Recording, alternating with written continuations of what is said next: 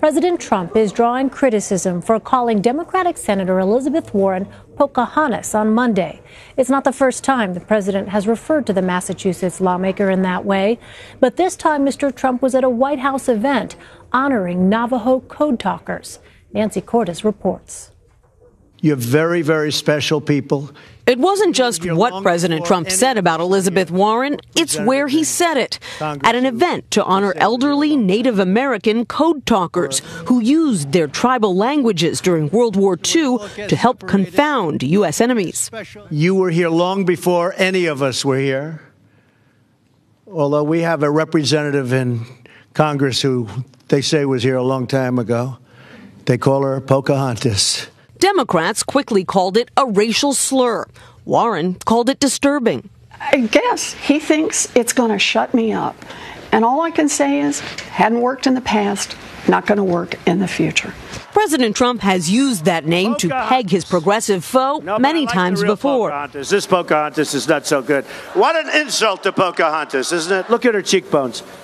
It's a big con game we have going in Washington. It's a reference to the Massachusetts senator's past claims of Cherokee ancestry. But the truth is the truth. I believe my mother.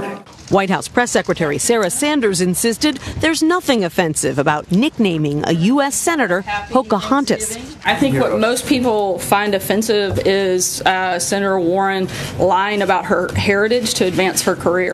Late Monday afternoon, the Navajo Nation put out a statement calling the president's comment culturally insensitive, and the National Congress of American Indians called it a slur that overshadowed the Native American war heroes the president was there to honor. Elaine? Well, Nancy, you spoke with Senator Warren at a pre-planned event. What was her demeanor like, and do you think this fight is going to escalate? You know, I think you have to remember that this is something that she has been hearing from the president for a couple of years now. So she's pretty used to it. And what she told us was pretty similar to what she said in the past, which is that if he's trying to intimidate her or shut her up, it's not going to work. But what she said was different about the comment he made today was the fact that he did it while standing there with elderly Native Americans. That's what led her to describe it as a racial slur that got in the way of honoring these war heroes. And that's why you saw the White House then doing some damage control, trying to argue that there's nothing insensitive about using a term like that. Well, Nancy, also on Monday, Senator Franken returned to Washington and apologized again for his behavior. Meanwhile, the Ethics Committee is investigating Congressman Conyers. What is the reaction to all of this on Capitol Hill?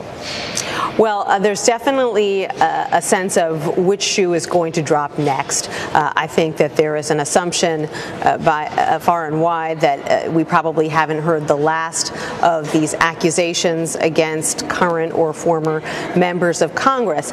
As far as what Senator Franken and Congressman Conyers should do now, the reaction is mixed. You've got some people like Marco Rubio of Florida saying that he thinks what Senator Franken is alleged to have done is despicable and that he should think about stepping down from office. But a lot of Democrats and frankly a lot of Republicans as well are kind of withholding judgment because A, some of these alleged incidents took place before he took office, and B, there is a process in place being undertaken now by the Senate Ethics Committee to investigate these allegations, and we don't really know how long that process is going to go on. You see sort of the same thing on the House side with Congressman Conyers. You have a small minority of Democrats who say he probably should step down now that he has been accused by his own former staffers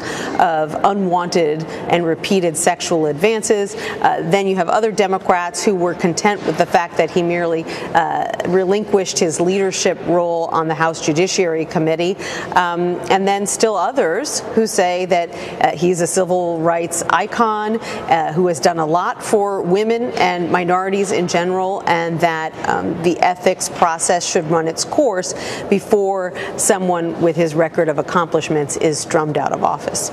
Well, Nancy, what are lawmakers actually doing to try and implement changes when it comes to sexual harassment claims on Capitol Hill?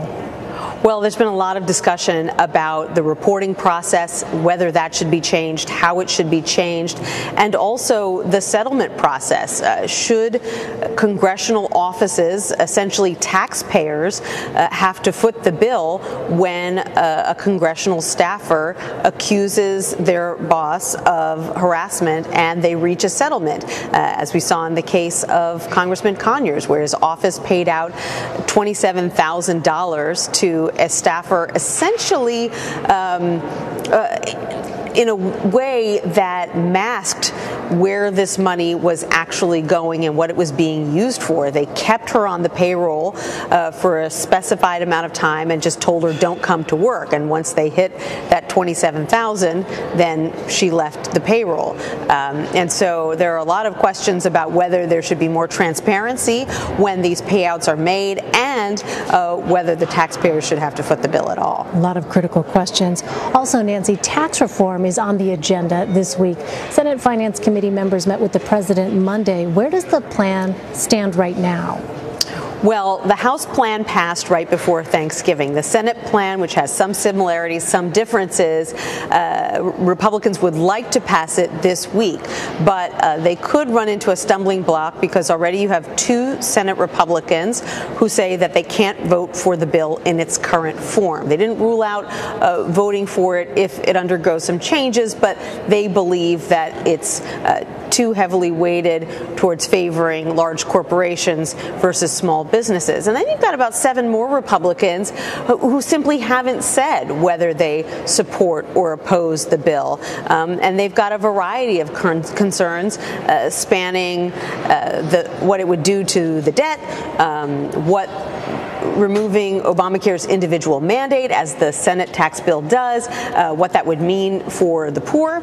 And so they may all want some changes as well before they sign on. So yes, Senate Republicans want to move very quickly. They'd like to pass it this week because, after all, then you've got to take the Senate plan and the House plan and figure out how to iron out those differences. And then the House and Senate would have to pass that combined plan again before it goes to the president's desk, which he would like to see happen, as he said many times, before Christmas.